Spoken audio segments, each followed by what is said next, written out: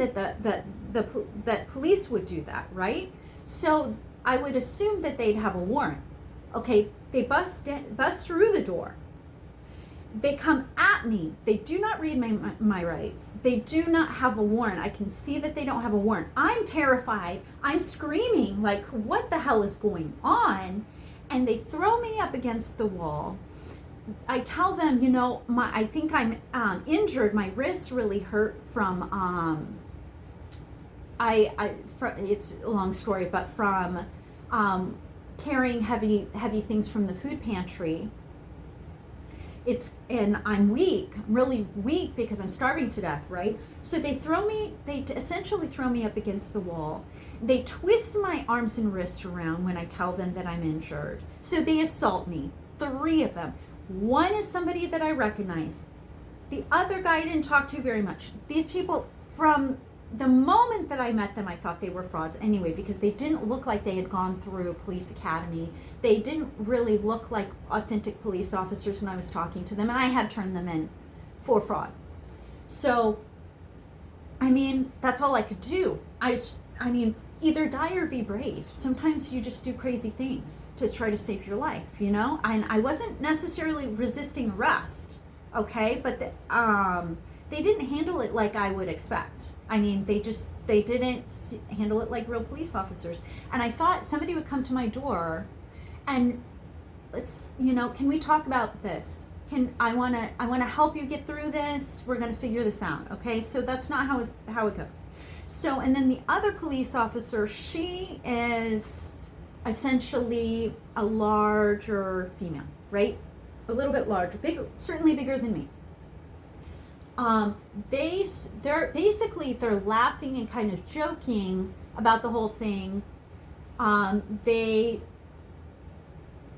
put me in handcuffs.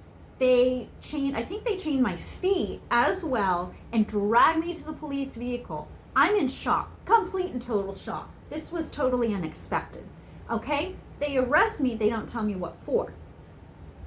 Throw me in the police vehicle.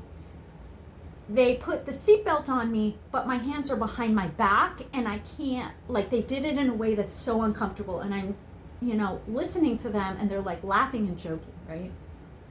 I'm just horrified. I don't know where I'm going. They're going to take me off to some field and shoot me.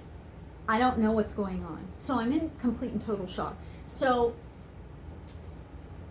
then I'm like, hey, I'm getting kind of hungry here. To see if they would, because I have human rights, They're like, well, sucks to be you, basically. I don't know what she said there, but they started laughing about it, Well, whatever. They didn't care, right? Because I was some fuck up to them. So they take me first to this small jail, right? They're not able to fingerprint me. They try to fingerprint me, right? It won't work. Okay, their system isn't working. They weren't able to fingerprint me. They throw me into a small cell. Very ugly, very filthy feeling. And they're in there and they're talking, and then they have me talk to someone in the judiciary. It's a magistrate or something like that. I've never talked to these type of people in my life. But I tell them, hey, these people didn't arrest me with the warrant.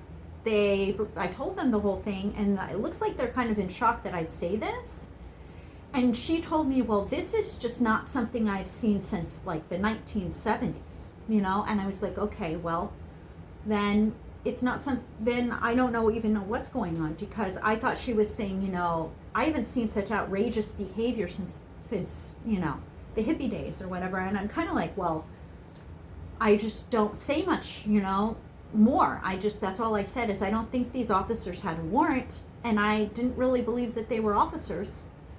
And so then they drug me out, and I remember my feet being, my ankles being cuffed and chained. So I was chained from behind, and I'm chained from my ankles. They're essentially dragging me, acting as if I can walk like this. I don't never walked like this before. Also, I'm very, very ill at this point. So I'm very ill, I'm starving, I'm emaciated. You can see all my ribs and everything like this. So then they put me in apparently a larger prison. some sort of prison, some sort of jail.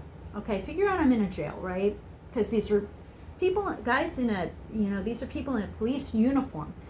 So I go through all the motions, and I'm really just remaining silent. The first thing that happens is I get told to, I'm addressed, and I have to follow some female guards, large female guards. They all look pretty crazy to me. I'm not going to mess with these people by any means. I'm just going to do what's told. So I'm completely silent. I do everything that's told. They tell me to disrobe. I mean, they're staring at me in the nude. It's a small room. Then they have me put into some orange, orange or orange and white, some sort of like suit, a matching suit, okay?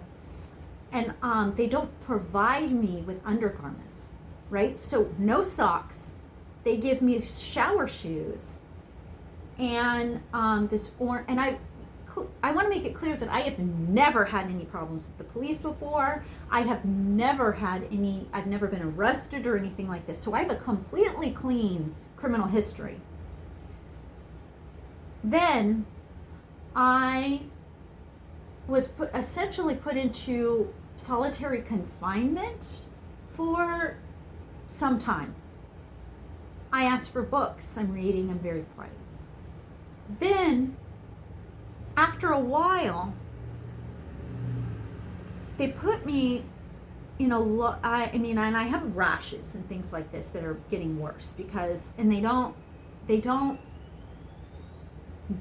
do very much medical on me, but I'm trying to tell them, there's something with my blood sugar.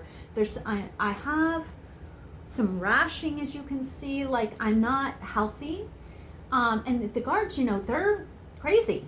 I mean, prison guards, they can be pretty wild and unexpected what they do. So, I mean, I'm also talking to apparently psychiatrists, counselors, and people are being demonstrative and role-playing around me. I hate that shit.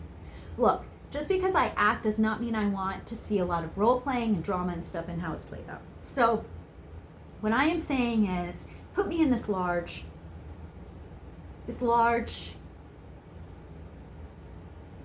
they call it the pod. Okay, it's a large room with a lot of bunks, and it was all females in there, and some male guards would come in, but mostly it's female guards. So I didn't feel essentially like I was going to be sexually assaulted by guards. It looked like everybody kind of had each other in check, but I was instilled with fear. I mean, the things that the whole structure of the whole thing made me extremely fearful and caused me to go mute. So I did go mute at a certain point. Like I was remaining silent. I did go mute. And then I would address the guards sometimes, and I would tell them, hey, I'm vegan. I will not eat this stuff. And I was telling the guards, I will not eat animal products. There's meat here. I just will not eat this. Can I please just have oats? Can I please just have beans and rice or something simple like that? Is there any way we can do this? Because the food is just not healthy and suitable for me. And I knew. Well, so the thing is that I started to tell the guards, hey, I started talking to them. They started telling me, hey, just keep to yourself. Don't worry about what's going on in here and stuff like that, I'm telling them things. I'm like, I'm a really compassionate person. I can tell a lot of these people are criminally minded. I mean, the girls I'm here with, they're pretty wild. I can tell they've really done some crimes here. Like I explain the whole thing. I would just happen to be in my apartment and had no help. I had no resources. There's nothing that I could do. Okay, so I felt like I was a victim of fraud. Okay, I could not get any undergarments. It was making me really nervous. That's very degrading and dehumanizing. And they said, like I had this huge bail, right? It was massive. I was like, I had never been through this system before. I found it fascinating, but I didn't expect to be on the inside of the prison, knowing, finding these things out. This is massive. And what had essentially happened was this female that arrested me, I saw her when they had me speak to the judge. They had me speak to the judge without a lawyer. And you know what? I felt innocent. Like, I will talk to just about anyone about these concerns that I have. It wasn't my fault. I knew it wasn't my fault, and I was trying to. They just asked me simple questions. It's not like they asked me the details of why I thought I was in prison or anything like that, right? Or jailed or whatever. So essentially, this female guard, the female that arrested me, the female officer, was at one of these trials, and I recognized her. And she said she personally called my family. Yet I am now 41 years old. This was roughly about 8 years ago. That I'm a grown adult, but yet they still call my family. That really upset me. Okay, no, I'm a grown adult. My family, I told them there's no reason for me to talk to my family. I turned them in for all this abuse over the years, the grooming, the pedophilia. I had turned them in. The animal violence, mostly the animal violence, I was fearful of, because I know that is a red flag for psychosis. All right, so the female officer tells the judge, I personally contacted her family and told them that she's here in jail. And I was like, oh my God, because I knew this was not going to go well, because I was never to do anything that would get me into jail.